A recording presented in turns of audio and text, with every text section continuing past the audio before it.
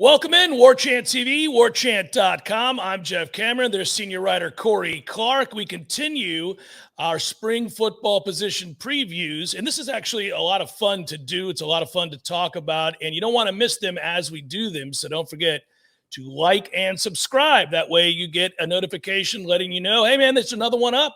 There's another thing to look at here. There's time to talk about this team some more. Who are my guys this time around? Well, this time around, it's Jeff Cameron and Corey Clark. Hello, you Corey. Hit a home How run. Are you, brother? You viewers hit a home run with this tandem. This is as good as it gets, so you're welcome. This is it right here. Yeah. They brought in the heavy hitters for the defensive tackles. I suppose I should tell everybody what we're going to be talking about. We're looking more in the interior here, Corey, at defensive tackle. And in truth, I think they have a little bit of depth here and some versatility. I also think I'll ask you right from the beginning. Let's talk about it. Do you think this is the best segment group on the team? Yeah, I hadn't thought it. Yeah, probably. It's certainly the most proven, right, with those two starters. Lovett and Cooper are grown men. They've been here for a while. I think they got to both be 21, 22 years old. And they've done things here. It's not potential. We're not talking about maybe the receivers will be good. We'll see what they look like. We know what Fabian Lovett and Robert Cooper are. And they are solid to good defensive tackles. I think Lovett is probably the best player of the bunch because I think he's a little more multifaceted, right, Jeff? Like he can get after the passer a little bit too. He can play all three downs. But both Cooper and Lovett, number one, they should be your leaders, which is good to have senior experience like that on the front of the line when you have so many young guys around them. But, yeah, they should be two of your best players too.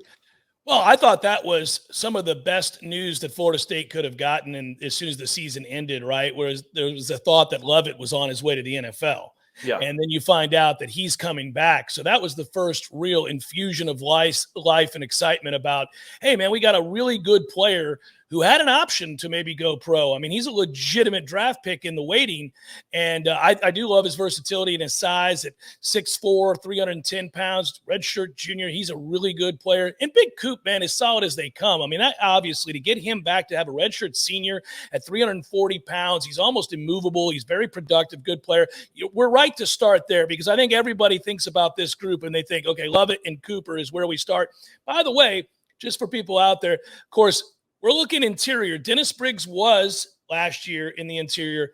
They're looking to kick him outside, we think. I don't know that it's official just yet, but he would be a guy that they can probably move around. So we started with Robert Cooper, Fabian Lovett.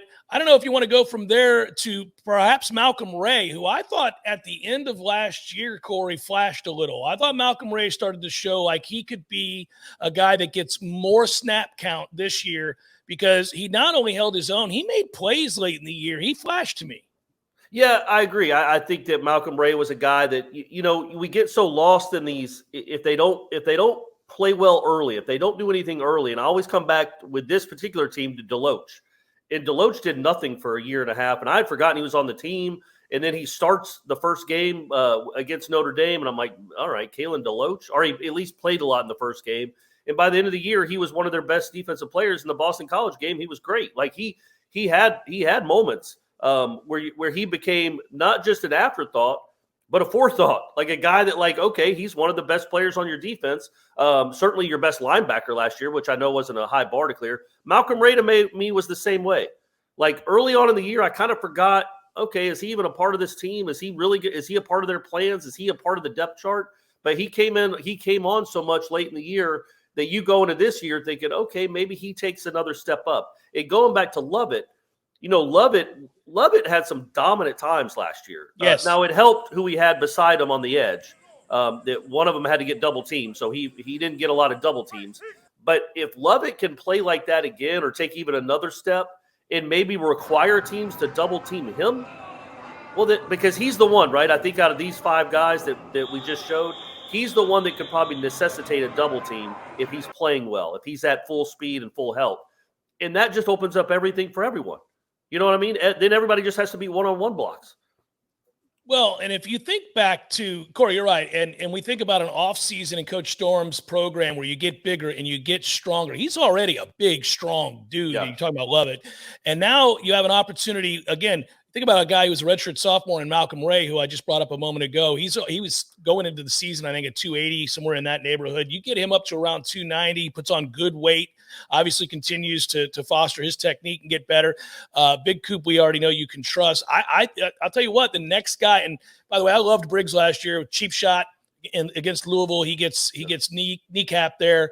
I'm still angry about it. I really hope he makes a full recovery because I think he can play inside and out. I think he's one of those versatile players. That's why I keep bringing his name up. I think right now he's listed as a defensive end, but I also think he might be. Remember, sometimes they put Keir Thomas as a defensive tackle on pass rushing downs.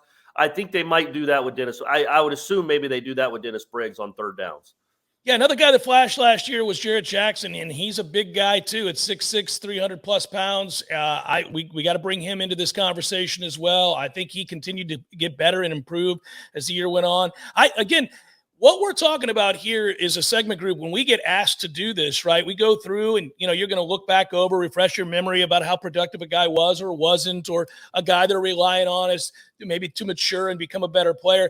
When I did that with this group, Corey, I got excited. And I don't do that with too many of the segment groups for Florida State these last few years. I mean, this is a group that I think will be very, very productive, and it has to be because I think it's the strongest group, and there are areas of concerns and or areas in which you have to see improvement. This is the group that I think is the steadiest of the bunch. Jarrett Jackson will be part of that, and so is a young guy like Joshua Farmer, who I know they like a lot, was just a redshirt freshman. You talk about being a guy that has a chance to really take a huge step forward just because he'll get more reps this year. It's him as well. So he's part of this interior group as well. Yeah, and going to Jackson, there was a day last August in the preseason where, again, Jarrett Jackson was kind of a name that wasn't really bandied about a lot last preseason at all. And then Mike Norvell, I believe it was in the preseason, maybe a week or two before the first game, where he's like, our defense will only be as good as Jarrett Jackson wants us to be. Like, literally, he basically was saying this guy has all the potential in the world.